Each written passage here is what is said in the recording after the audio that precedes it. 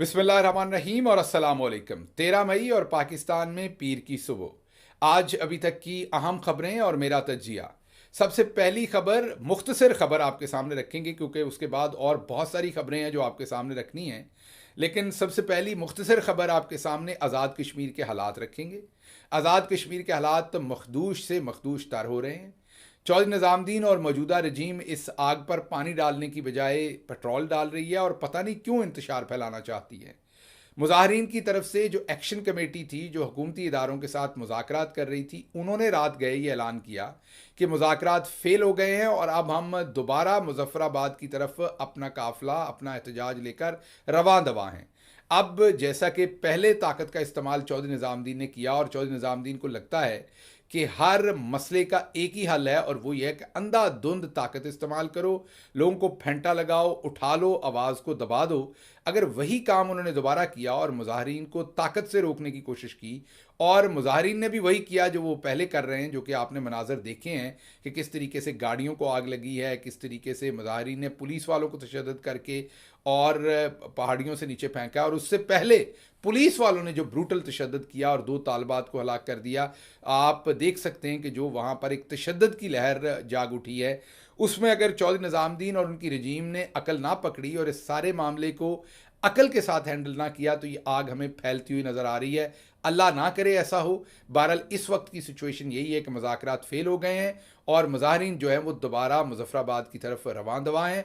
हाँ, ये बात अलग है कि रजीम ने रात झूठी खबरें टेलीविज़न को फीड की और लगवाई जियो टीवी और दूसरे टेलीविज़न के ऊपर कि मुज़ाकरात जो है वो कामयाब हो गए। हालांकि मुज़ाकरात कामयाब नहीं हुए थे। तो अगर इन्होंने इसी तरह जुल्म, ज़्यादती, तशद्दुद और झूठ का सहारा लिया तो हमें हालात जो हैं वो ठीक होते हुए वहाँ नज़र नहीं आ रहे। ये तो पहली खबर थी। अब दूसरी खबर की तरफ चलते हैं जो कि बहुत ही इंपॉर्टेंट खबर है। वो ये है कि राणा सनाउल्लाह ने एक एक इंटरव्यू दिया। इंटरव्यू भी हमारी इत्तला ये है कि इसी काम के लिए चौधरी निज़ामुद्दीन ने इस इंटरव्यू को ऑर्गेनाइज करवाया। चौधरी निज़ामुद्दीन ने स्क्रिप्ट लिखकर राणा सनाउल्लाह को दिया कि आपने क्या कहना है, और चौधरी निज़ामुद्दीन की डायरेक्शन पर राणा सनाउल्लाह ने इमरान खान को मुज़ाकरात की दावत दे दी, घुटने टेक दिए। बुनियादी तौर पर ये चौधरी निज़ामुद्दीन ने घुटने टेके हैं, लेकिन सामने आपको राणा सनाउल्लाह घुटने टेकते हुए नज़र आ रहे हैं। राणा सनाउल्लाह का ये अपना बयान इसलिए नहीं, माजरत के साथ अगला जुमला कहूँगा, बहुत ही मनफी जुमला है, अच्छा जुमला नहीं है, आपके सुनने वाला नहीं, मेरा कहने वाला नहीं, लेकिन मामला इस तरह का कि मुझे कहना पड़ेगा। याद कीजिए कि राणा सनाउल्लाह इमरान खान को फितना कहते थे अब से कुछ देर पहले, इमरान खान को एक शोशा कहते थे, इमरान खान को एक फसादी कहते थे, इमरान खान के बारे में कहते थे कि इस फितने का सर कुचलना पड़ेगा। इमरान खान को कत्ल तक करने के वो जो है वो इशारे कनामे में बातें करते थे और वो कहते थे कि इनको मच जेल लेके जाऊंगा, उसके मिर्ची वार्ड में रखूंगा। याद कीजिए राणा सनाउल्लाह इमरान खान के वजूद से ही इनकारी थे या उनके वजूद को कुचलना चाहते थे। आज वही राणा सनाउल्लाह कह रहे हैं कि इमरान खान एक हकीकत है, हम उनसे मुज़ाकरात करने के लिए 24 घंटे तैयार हैं, जब वो कहेंगे तो हम उनके साथ मुज़ाकरात करेंगे। अब जो जुमला है वो काबिल एतराज़ है जिसका मैंने जिक्र किया था, लेकिन वो कहना पड़ेगा। वो ये कि अब राणा सनाउल्लाह साहब ने तो ये थूक के नहीं चाटा, क्योंकि उनकी जिस तरह की मूँछें हैं, माज़रत के साथ अगर उन्होंने थूक के चाटा होता तो उनका अपना थूक उनकी मूँछों पर लगा होता। तो उनकी मूँछों पर आपको उनका थूक नज़र नहीं आ रहा, तो इसका मतलब ये है कि ये चौधरी निज़ामुद्दीन का स्क्रिप्ट है, राणा सनाउल्लाह का नहीं। ये जुमला अच्छा नहीं था जो मैंने कहा, चाटने वाला, थूक थूक के चाटने वाला, लेकिन ये आपको एक्सप्लेन करने की मैंने कोशिश की है कि ये राणा सनाउल्लाह के चेहरे पर वो शर्मिंदगी नहीं थी। हालांकि वो शर्मिंदगी प्रूफ है, मैं समझ सकता हूँ, लेकिन उसके बावजूद अपनी पिछली कही हुई बातों के बाद ये रिवर्स गियर लगाना, कुछ ना कुछ शर्मिंदगी ज़रूर होनी थी। ये स्क्रिप्टेड था सब कुछ, ये पूरे का पूरा इंटरव्यू स्क्रिप्टेड था और चौधरी निज़ामुद्दीन खुद तो अब घुटने टेक चुके हैं। मीन अब वो खुद तो ये नहीं कहते कि हम इमरान खान के साथ मुज़ाकरात करना चाहते हैं और हम माफ़ी मांगना चाहते हैं। अब वो आखिरी हल्ले के तौर पर नून और पीपल्स पार्टी को आगे करेंगे और एक नया बयानिया बनाएंगे कि देखें इमरान खान हमारे साथ, मीन सियासी जमातों के साथ इमरान खान मुज़ाकरात करने को तैयार नहीं, वो एक शिद्दत पसंद हैं और अगर वो अक्लमंद हों और वाकई जमहूरी आदमी हों और जमहूरी पार्टी हो तो हमारे साथ मुज़ाकरात करें।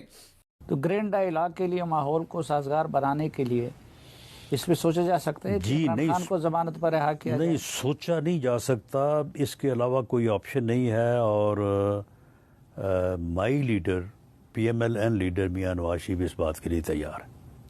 नहीं, वो तो तैयार है, लेकिन इसके लिए इमरान खान को रिहा किया जा सकता है। देखें जी, और उनकी रिहाई के बगैर तो वो माहौल नहीं बन सकेगा ना। देखें, अगर इसके ऊपर इत्तफाक हो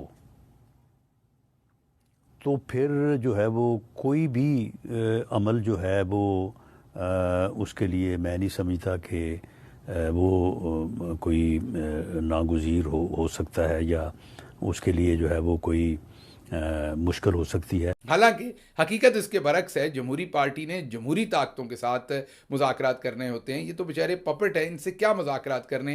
ये अपनी मर्जी का IG इस्लामाबाद नहीं लगा सकते, अपनी मर्जी से एक DPO नहीं बदल सकते, ये अपनी मर्जी से सिर्फ आटे के थैले के ऊपर तस्वीर लगा सकते हैं। तो इनसे मुज़ाकरात इज़ वेस्ट ऑफ टाइम। और पाकिस्तान तहरीक इंसाफ ने फौरी तौर पर यह ऑफ़र रिजेक्ट कर दी और कहा कि जो असल स्टेक होल्डर है चौधरी निज़ामुद्दीन, जो असल में पाकिस्तान की मिलिट्री इस्टेब्लिशमेंट है, उनके साथ मुज़ाकरात करेंगे, क्योंकि इनके पीछे तो वही खड़े हैं।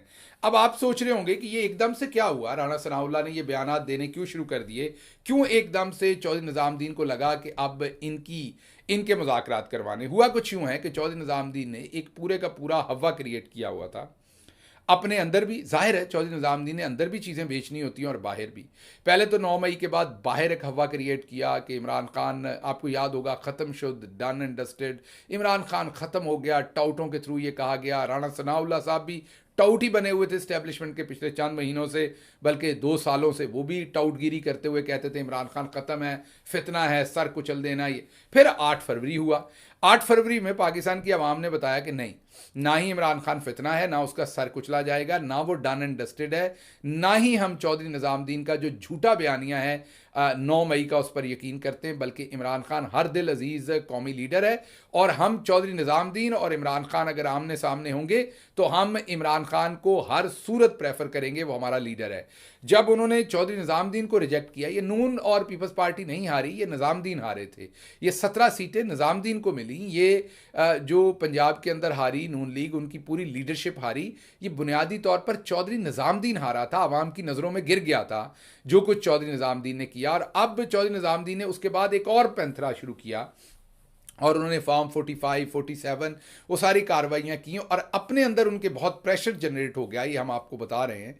तो चौधरी निज़ामुद्दीन के अंदर जो आला अफसरान और दूसरे लोग हैं वो सवाल पूछना शुरू हुए कि आपने इतना कुछ किया, पार्टी को तोड़ा, तशद्दुद किया, सब कुछ किया आपने, उसके बावजूद पब्लिक ने रिजेक्ट कर दिया आपको और 8 फरवरी को इमरान खान को जिता दिया, तो अभी होश कर लें। तो चौधरी निज़ामुद्दीन ने कहा कि मुझे एक मौका दें। एक तो SIFC मैंने बना दिया, अब देखिएगा डॉलरों की बारिश होगी, इकॉनमी हमने ठीक कर देनी है, मोहम्मद बिन सलमान आएंगे, वो डॉलर लेके आएंगे, उन्होंने 25 अरब डॉलर देने हैं, 10 अरब तो हमने कहना हम आपके भाई हैं, हमने वापस ही नहीं करने, ये नहीं हमने वापस करने।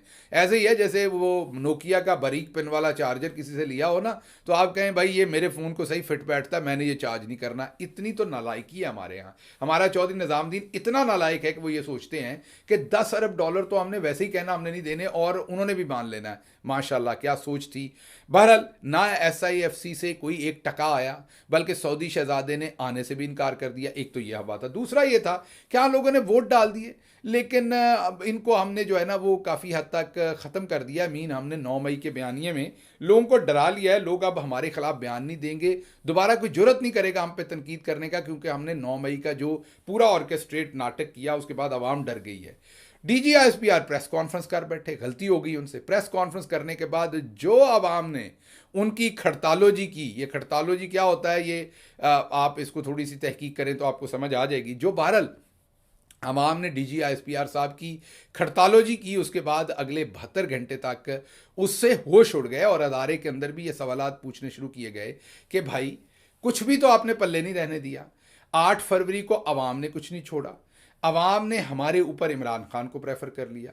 ओवरवेलमिंगली इमरान खान और उसकी पार्टी जीत गई और जिन प्यादों को आपने भगाया उनकी तो लीडरशिप भी नहीं जीत सकी। उसके बाद SIFC आपने शुरू की थी, वो भी नाकाम हो गई, एक टका आप नहीं ला सके। और जो एक छोटी मोटा हमारा भरम था, डर था, लोग थोड़ा बहुत झिझकते थे, अब लोग हुजतें करते हैं और लोग मजाक उड़ाते हैं। और DGISPR की मौजूदा प्रेस कॉन्फ्रेंस के बाद तो हमारे पल्ले कुछ भी नहीं रहा, अब तो घर जाने के काबिल नहीं रहे। तो इन हालात में अब कुछ कीजिए। तो अब ये आखिरी पैंथरा फेंका गया है और अब ये जो प्रेशर है उसके सामने चौधरी निज़ामुद्दीन घुटने टेक रहे हैं। और मुझे अच्छे दिन आते हुए नज़र आ रहे हैं कि उन्होंने ये कहा है कि नून लीग वालों को कहा है कि हमें थोड़ी सी स्पेस लेके दें। मीन अब चौधरी निज़ामुद्दीन ने डायरेक्ट इमरान खान से एनआरओ नहीं मांगा, जो मैं कहता रहा हूं कि एक दिन मांगेगा चौधरी निज़ामुद्दीन। अब उन्होंने नून लीग के थ्रू चौधरी निज़ामुद्दीन ने नून लीग को कहा है कि हमें एनआरओ लेके दें, आप अपने लिए एनआरओ मांगे और उसमें से कुछ हिस्सा हम खुफिया तौर पर हम भी हासिल कर लेंगे। इमरान खान ने आगे से जवाब दे दिया। इसका मतलब यह है कि चौधरी निज़ामुद्दीन को हिम्मत करनी पड़नी है, कड़वा घूंट पीना पड़ना है। पिछले 75 साल में जो बार बार भर भर फ्रॉड के टीके आपने कौम को लगाए हैं बयानिए के, इस दफ़ा वो टीका आपको लग गया है वापस। अब आपको इमरान खान के पास जाना पड़ना है, अपने की हुई कताइयों पर माफ़ी मांगनी पड़नी है। जो आप पाकिस्तान तहरीक इंसाफ को कहते थे माफ़ी मांगे, आपको 71 पर भी माफ़ी मांगनी पड़नी है, आपको बाकी तमाम चीज़ों पर, जो हुकूमतें बनाने और गिराने पर, और आपको अवाम के मैंडेट को तस्लीम करना पड़ना है। फिर आपसे मुज़ाकरात होने हैं, वरना इमरान खान जेल में है और पब्लिक आपकी खड़तालोजी करने में अब ओपन हो चुकी है। अब आप पब्लिक को मजीद दबा नहीं सकते। तो ये जो राणा सनाउल्लाह आपको थूक कर चाटते हुए माजरत के साथ नजर आ रहे हैं, ये वो बेचारे अपना थूक नहीं चाट रहे, ये किसी और का चाट रहे हैं और किसी और के कहने पर कर रहे हैं। वरना राणा सनाउल्लाह आपको चंद हफ्ते तक पहले तक इमरान खान को कुचलने की बातें करते थे। तो ये पूरी होलिस्टिक पिक्चर थी जो आपके सामने रखना चाहता था कि इसको इसी पैराए में देखा जाए। अच्छा जी, अगली बात यह है कि जावेद हाशमी साहब ने एक इंटरव्यू दिया जिसमें उन्होंने कहा कि शरीफ खानदान तो खुद हार गया सारे का सारा। वो नून लीग में है अभी तक, आप ये ज़हन में रखिएगा। नून लीग में होने के बावजूद वो कहते हैं कि शरीफ खानदान सारे का सारा खुद हार गया। और मैंने उन्हें मशवरा दिया था कि इमरान खान को सीरियस लें और उनको दीवार के साथ ना लगाएं। वो नहीं माने, उन्होंने कहा Imran Khan done and dusted है, वही बात जो मैंने आपको बताई। और अब हार गए और अब उनको समझ नहीं आ रही कि किस तरफ जाएं। अगली बात सऊदी दौरा और आईएमएफ आपके सामने हम रख देते हैं कि आईएमएफ की वेबसाइट पे वो रिपोर्ट है, ये कुछ सुनी सुनाई बात नहीं है। आप आईएमएफ की वेबसाइट पर जाकर वो मंदरजात देख सकते हैं। एक तो आईएमएफ ने पाकिस्तान से कहा है कि और टैक्स लगाएं, डू मोर। आप पैसे पूरे इकट्ठे नहीं कर रहे, मीन लोगों का खून पूरा नहीं चूस रहे, मजीद चूसे।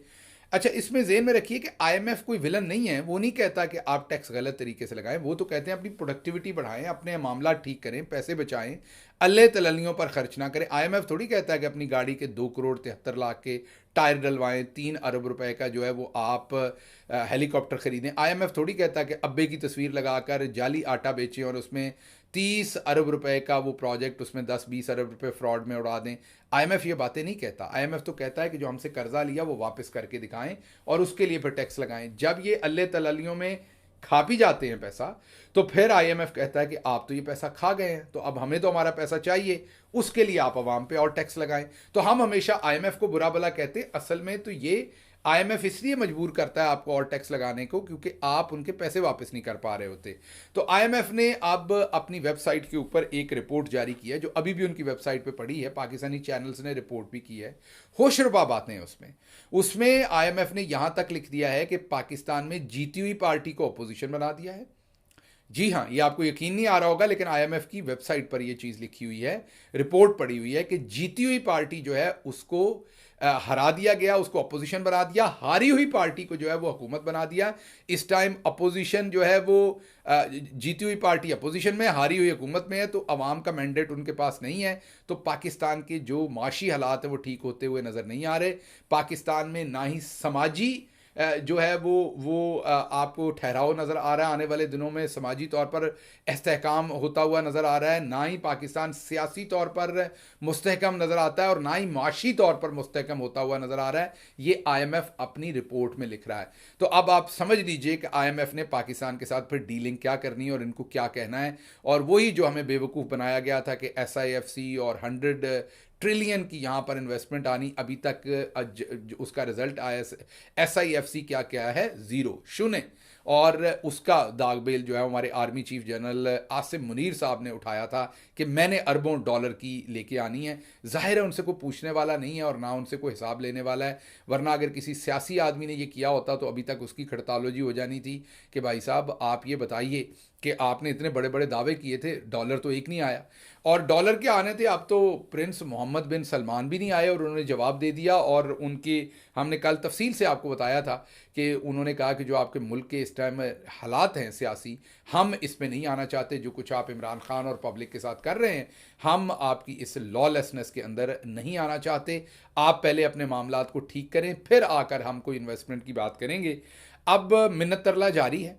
ये हो सकता है कि अगले चंद दिनों में सऊदी प्रिंस को मना लिया जाए वापस आने के लिए पाकिस्तान, और फिर आप कहेंगे गिल साहब आपने गलत खबर दे दी थी। इसलिए मैं आपको भरपूर तरीके से बता रहा हूँ अभी से, यह आपने नोट कर लेना है कि मिन्नत तरला भरपूर तरीके से जारी है, सिफारिशें करवाई जा रही हैं। अभी तक सऊदी प्रिंस नहीं मान रहे, देखते हैं आने वाले दिनों में क्या होता है। अगर कोई सिचुएशन डेवलप हुई तो आपको बताएंगे। अच्छा जी, आसिफ करमानी जो नून लीग के ख़ास आपको पता है कि लीडर रहे हैं और आला पैमाने के लीडर हैं, उन्होंने कहा कि इस टाइम बयानिया कैदी नंबर 804 के पास है, और अगर आपने पाकिस्तान को आगे लेकर चलना है, पाकिस्तान में कुछ बेहतरी करनी है, तो फिर कैदी नंबर 804 को जो है वो लाना पड़ेगा मेन स्ट्रीम के अंदर। अगर आप उसे मेन स्ट्रीम में नहीं लाएंगे तो फिर मामला जो हैं वो सॉल्व नहीं होंगे। अगर आप चीज़ों को बेहतर करना चाहते हैं तो कैदी नंबर 804 को लाना पड़ेगा। अच्छा जी, नॉर्थ अगली खबर आपके सामने रखते हैं। अफसोसनाक खबर है, नॉर्थ वज़ीरिस्तान के अंदर 7 हमारे फ़ौजी शहीद हुए हैं। अल्लाह उनके दर्जात बुलंद करे और उनके लवाहकीन के साथ हैं हम। ज़ाहिर शहीद हुए हैं और खून दिया उन्होंने पाकिस्तान के लिए। उन माओं का सोचें जिनके बेटे शहीद हुए हैं, बहनों का जिनके भाई हुए हैं, बीवियां जिनके शौहर हुए हैं, बच्चे जिनके जिनके बाप शहीद हुए हैं। और ये सबसे बड़ी कुर्बानी होती है जब आप ज़िंदगी देते हैं अपने वतन के लिए। लेकिन आप गौर कीजिए कि हमारे ऊपर बैठे हुए मिलिट्री इस्टेब्लिशमेंट पर लोग, कि एक तरफ दहशतगर्दी सर उठा रही है और आए दिन हमारी अफवाज के लोग, हमारे सिविलियन शहादतें दे रहे हैं, और पाकिस्तान के लिए 2024 जो है ये खूनी तरीन साल पिछले कई सालों के बाद सामने आ रहा है, और लगातार दहशतगर्द हमले कर रहे हैं और लोगों को शहीद कर रहे हैं। लेकिन हमने कैमरे लगाए हुए हैं जजों और उनकी बेगमात के ऊपर, हम लोगों को उठाकर करंट लगा रहे हैं, हम पार्टियों को तोड़ने, अगवा बराए बयान और ये सारी जाली तरीके से बयानियाँ बनवाने, टाउटों को हम मिस्र के चक्कर लगवा रहे हैं और पता नहीं क्या कुछ कर रहे हैं। तो ये बहुत ही अफसोसनाक है कि एक तरफ हमारे फ़ौजी जवान शहादतें दे रहे हैं मुल्क के दिफा के लिए, और दूसरी तरफ हम अपने तमाम रिसोर्सेज जो है पॉलिटिकल पार्टीज़ को मैनेज करने पर लगा रहे हैं। अच्छा जी, शहबाज शरीफ ने एक बहुत ही मैं यही कहूँगा कि मज़े का खेज़ बल्कि एम्बैरसिंग बयान दिया है। उन्होंने एक सऊदी अरब ज़ाहिर है एक ब्रादर मुल्क है और हमें बड़ा एहतराम है, हमारे दिल के भी बड़ा करीब है वो, लेकिन बहरहाल पाकिस्तान एक सॉवरन मुल्क है। और ये जो जोकर इस टाइम बैठा दिया है हमारे, और इनको मोईद पीरज़ादा मेजर शहबाज शरीफ कहते हैं, थोड़ी सी तौहीन कर दी है। मेरा नहीं ख्याल कि ये अगर फ़ौज में होते तो मेजर के ओहदे पर तरक्की पाते। ये वो होना था जिसने लेफ्टिनेंट पे ही बाहर आ जाना था। इनको उन्होंने ट्रेनिंग में ही फारिग कर देना था, जितनी ये मखबूतुल हवास शख्सियत है। उन्होंने नया बयान दागा है शहबाज शरीफ साहब ने। उन्होंने कहा है कि प्रिंस मोहम्मद बिन सलमान की क़यादत में हम पाकिस्तान में इनकलाब लाएंगे। भाईजान, ये पाकिस्तान आपने सऊदी अरब की कोई कॉलोनी बना दिया है। प्रिंस मोहम्मद बिन सलमान पाकिस्तान में इनकलाब की क़यादत क्या क्यों करेंगे? कभी हमारे मुल्क के आर्मी चीफ कहते हैं मुल्क की माशी तरक्की में हाथ डालेंगे। भाई, आपका काम दिफा है, आपका काम माशी तरक्की तो नहीं है। दूसरी तरफ शहबाज शरीफ साहब कहते हैं आप मोहम्मद बिन सलमान करेंगे। तो फिर चाचा जी, आपको वज़ीर आज़म क्यों बनाया? फिर मोहम्मद बिन सलमान साहब को वज़ीर आज़म बनवा लेते हैं पाकिस्तान का। तो आप यहाँ पर बैठे क्या फिर मतलब आप अम्ब चूप रहे हैं? आपका ये काम क्या है? आप इस तरीके के घटिया बयान दे रहे हैं। पाकिस्तान की सॉवरेनिटी को भी अब आपने जो है वो एक तज़हीक का निशाना बना रहे हैं। इससे पहले आप कहते थे आर्मी चीफ के तावन से आप माशी इनकलाब लाएंगे, उससे पहले आप कहते थे काजी फायज़ ईसा के तावन से आप लाएंगे। जेड़ा बंदा तो लभदा है, जो सामने आता आप कहते हैं कि तुमने ही माशी इनकलाब लेके आना है। तो हैरत है कि आपने खुद क्या करना है। तो बहरहाल इस तरह के जोकर्स हमारे चौधरी निज़ामुद्दीन को पसंद आते हैं, उनको इमरान खान पसंद नहीं होता। इस तरह के जोकर्स उनको पसंद आते हैं कि उन्हीं के साथ हमने काम चलाना है। अच्छा जी, हमें बताया गया कि 9 मई जो है वो बहुत बड़ा सानया है, लेकिन आपको याद करवाएंगे यहाँ के असल सानया 12 मई को हुआ था, 9 मई नहीं था। और 12 मई इसलिए आपको कह रहे हैं कि याद कीजिए जब परवेज़ मुशर्रफ साहब के कहने पर एक पॉलिटिकल पार्टी ने, MQM ने कत्लो गारत की थी परवेज़ मुशर्रफ साहब के इमा पर। वफ़ात पा चुके हैं, बहुत सारे लोग उनकी तारीफ़ करते हैं, अल्लाह उनके दर्जात बुलंद करे, लेकिन ये एक स्याह धब्बा उनके ऊपर है। जब उनके इमाम पर कराची के अंदर MQM ने कत्लो गारत की थी, वो था कौमी सानया जिस पर शर्मिंदगी भी होनी चाहिए थी और माफ़ी भी मांगनी चाहिए थी, लेकिन आज तक किसी ने नहीं मांगी। 9 मई का जो झूठा बनाया गया था उस पर माफ़ी जो है वो मंगवाई जा रही है। अच्छा, एक और बड़ी एम्बैरसिंग स्टोरी है, और वो एम्बैरसिंग स्टोरी हमारे सामने BBC ने रखी है। और BBC ने कहा है कि जब पाकिस्तानी कैदी, जिसमें फ़ौजी भी थे और सिविलियन भी थे, उनको कैद कर लिया गया था, तो फिर सऊदी अरब ने किस तरीके से पाकिस्तान की मदद की थी। और उसमें उन्होंने ये बताया कि बांग्लादेश को उन्होंने हज की इजाज़त तक नहीं दी थी और रिकग्नाइज़ नहीं किया था, और शर्त रखी थी कि पहले पाकिस्तानी कैदियों को छोड़ा जाए और फिर हम बांग्लादेशियों को हज करने की इजाज़त देंगे। तो बड़ा लिमिटेड उन्होंने हज करने की इजाज़त दी थी या हज की इजाज़त दी थी, और बांग्लादेश के लोगों को, क्योंकि सऊदी अरब उन्हें रिकग्नाइज़ नहीं कर रहा था, तो उन्हें हिंदुस्तान के खाते में जाकर हज करना पड़ रहा था। और इस तरह से सऊदी अरब ने रोल प्ले किया था पाकिस्तान की अफवाज को, उस टाइम सिविलियंस को रिलीज़ करवाने में बांग्लादेश से। तो ये भी हमारे लिए कोई फ़ख्र की बात तो नहीं है। ज़ाहिर है कि हमारे एक ब्रादर मुल्क को किस हद तक जाना पड़ा था हमें छुड़वाने के लिए, लेकिन आज हम बातें हमारी सुने तो हम पता नहीं क्या कुछ कहते हैं और क्या कुछ करते हैं। तो आज हम आसमान से कलाबे मिलाते हैं। बहरहाल, इसके साथ ही मुझे इजाज़त दीजिए। अल्लाह आपका हामी और नासिर हो। पाकिस्तान जिंदाबाद।